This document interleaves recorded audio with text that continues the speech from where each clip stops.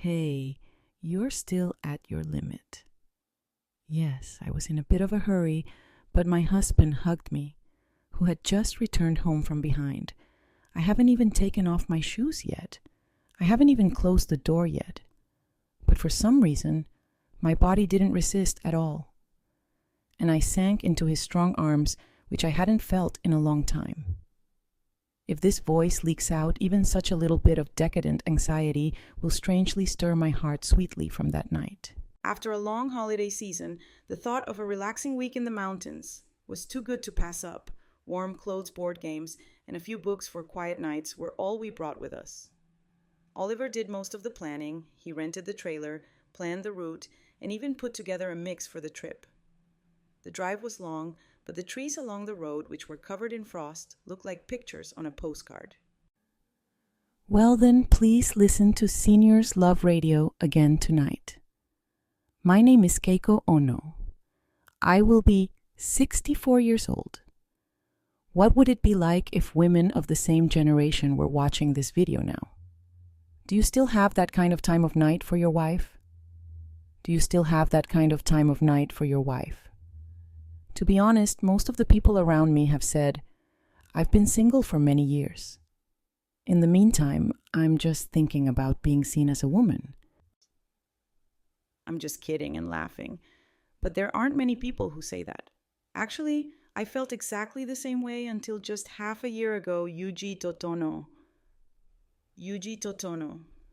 To be honest, when I was over 60 years old, I've always thought that such feelings as a man and a woman would disappear naturally. That's the common sense of the world, and it's normal. In fact, most of my longtime wife friends around me feel the same way. They say I haven't talked about it for years. It's natural to say that. Oliver demanded that dinner be made a simple pasta meal that tastes great. As we ate under the soft light of an electric lamp, I noticed how he filled the room without even trying. I used a childhood nickname I had almost forgotten to say. Thanks for this, Ollie. It was a great plan. When his blue eyes met mine, the air felt charged for a moment. He said in a soft voice, Mom, it's nice just to be with you. When I realized it, I didn't have much time for my wife and child. I couldn't look her in the eye and talk to her, or I couldn't hold her hand consciously. I may have become a member of a family, just a cohabitant who lives together.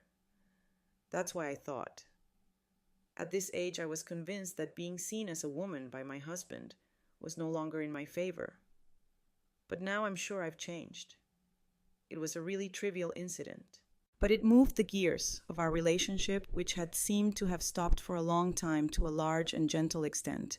It's been a long time since I've seen the outside world. But the reason I decided to look at the outside world was because I was having a hard time talking to Yuji, who had been retired and had more time at home. That's right. Let's go back to that circle where we used to have fun. The circle of play dance that I used to go to when I was young. When I opened my eyes, Oliver was standing in the doorway of the small resting area with a hot mug in his hand and a smile on his face. Good morning, sleepyhead, he joked. I thought you should have breakfast in bed because you were such a great hike partner. I laughed and moved the soft blanket around me. What, I'm now the best person to go hiking with? I think I heard you moaning the whole last mile yesterday. He laughed and gave me the mug. That was an idea to keep us going and make you laugh. This is how selfless I am. I felt so grateful because the coffee was just right, just the way I liked it. Outside it snowed, and inside the trailer it was so quiet that it felt like the rest of the world had disappeared, leaving us alone. I looked him in the eyes and said, Thank you. This is really nice. He gave a shrug and didn't turn his head away. Mom, you deserve it. You help everyone a lot. Now it's your turn to be looked after. The fact that the couple is always a man and a woman, that's a very, very important thing as a woman. Those words pierced my heart deeply and strongly. After the circle. After the circle, we had a cup of tea at a cafe, and I heard a story that I didn't expect from her, but it was very real and warm, and it moved my heart greatly. That day, she told me her experience little by little, honestly. For many years, they had no relationship as a couple. But one night, the husband encouraged them, and they started to see each other as a man and a woman, not just as a husband and wife, and they were able to build a new relationship. At first, I was very confused too. It's too late. But I didn't hate it. Rather, I was very happy that she still saw me as a woman.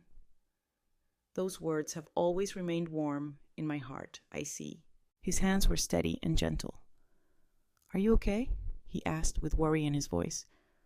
"What hurts my leg?" I winced and tried to move it, but the pain was sharp and wouldn't go away. I believe I bent it. He took me in his arms right away, as if I didn't weigh anything. "That's right. Don't even think about walking on it," he told her, I said, weakly. "Oliver, I'm fine." He cut her off with a soft but firm voice. "No arguments."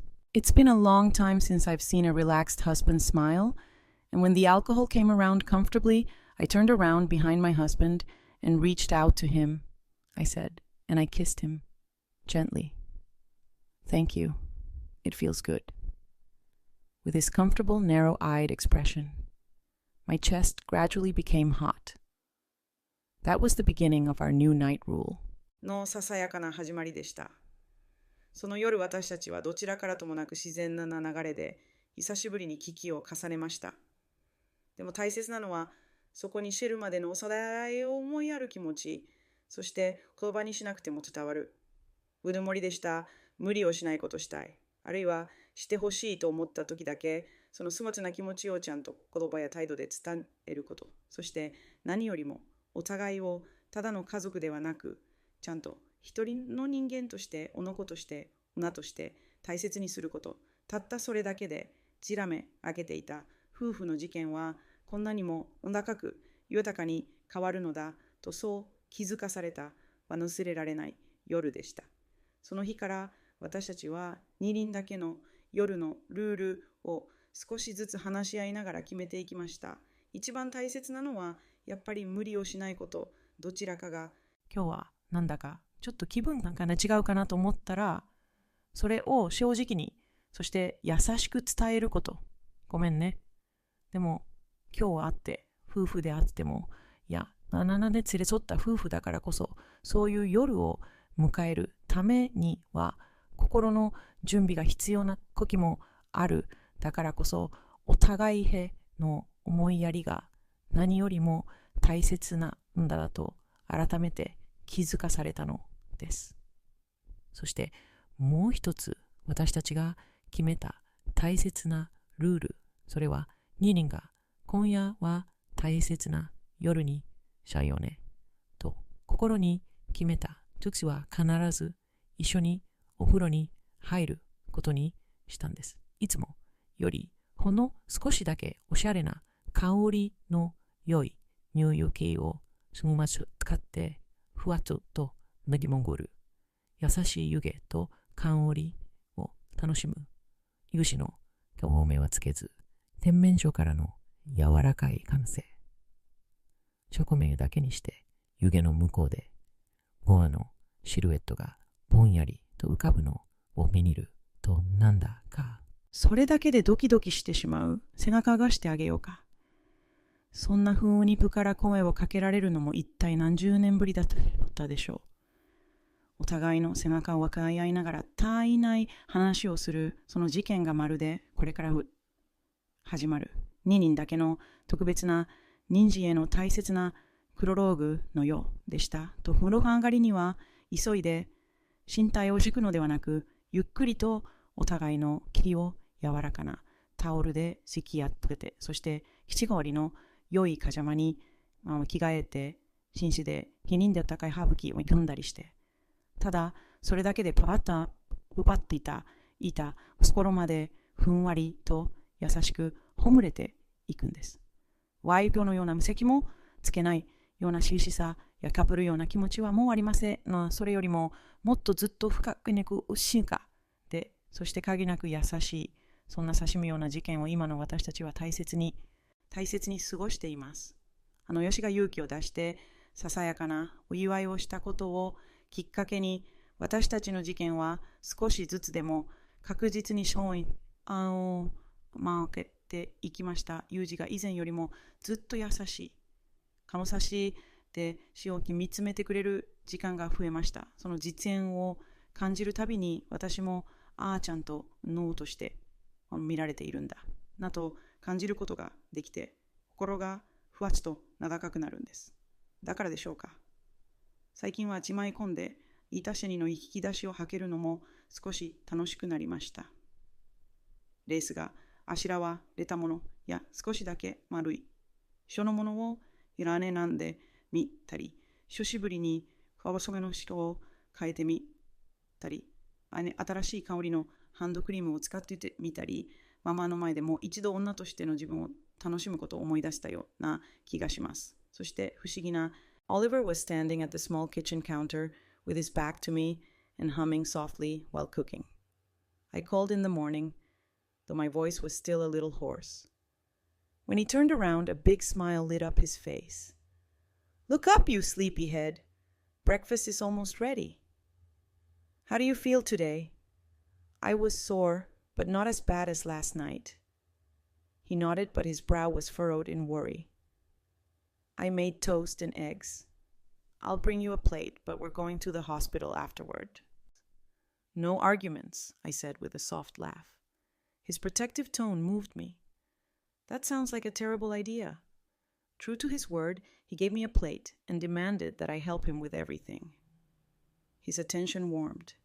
Something deep inside me, even as he held the plate steady while I ate. And as I watched him clean up afterward, I felt a love I couldn't quite put my finger on. I looked into his eyes as he turned to face me and said, "Thank you." Why, he asked, and his smile got softer. Thanks for being you and taking such good care of me. He looked at me with his eyes fixed on mine for a moment before nodding. He had a slight blush on his cheeks. Always, Mom. The drive down the mountain went smoothly, and the snow-covered scenery was just as beautiful as ever. Oliver kept looking at me to make sure I was okay, and as he changed the heater, his hand would sometimes touch mine. He even skipped songs on the list that he thought would bother me.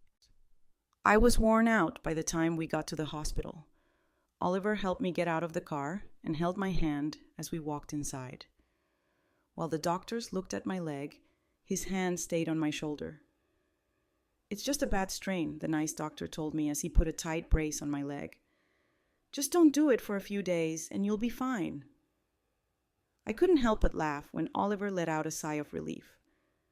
I made fun of the fact that you look happier than I do. Someone needs to be worried about you. A sly grin lit up his face as he shot back. When we finally got home, I was so glad to be back where I knew I belonged. Oliver brought me blankets, tea, and even the remote to help me settle down on the couch before going into the kitchen. I told him, "You don't have to do everything." He smiled and stuck his head around the corner to answer. "You deserve to be spoiled," he said. "Let me take care of you for a change." He did that for me. He didn't let me do much the next few days. He cleaned up after himself, cooked meals, and even sat next to me while I watched my favorite shows. I couldn't remember the last time I felt so cared for, and I didn't know how much I missed it. A few nights later, though, things really changed. We were sitting on the couch, and the TV's soft light casts soft shadows all over the room. Oliver was sitting next to me with his arm casually thrown across the back of the couch. My leg was propped up on a pillow.